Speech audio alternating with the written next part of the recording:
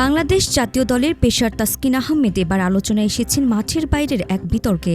তার বিরুদ্ধে বন্ধুদের গায়ে হাত তোলার অভিযোগ উঠেছে। ঘটনাটি নিয়ে ইতিমধ্যে মিরপুর মডেল থানায় একটি অভিযোগ জমা পড়েছে। ওয়ালটন এখন দেশের সীমানা পেরিয়ে পৌঁছে গিয়েছে 50টিরও বেশি দেশে।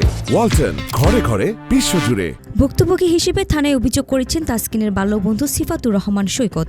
পুলিশ জানায় ঘটনাটি এখন জিডি হিসেবে লিস্ট হয়নি, তবে প্রাথমিক তদন্ত শুরু হয়েছে। ওসি সাজ্জাদ রোমান বলেন, তারা একে অপরের পরিচিত। সুনির্দিষ্ট মারধরের কথা বলা হয়নি, তবে কিল খুশির অভিযোগ করা হয়েছে।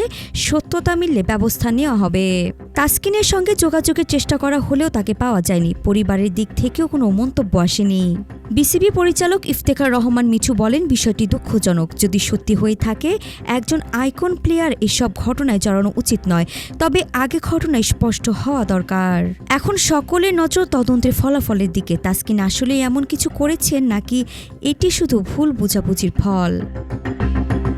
আরিফা জাহান প্রিনন, বিডি আর্কাইভ।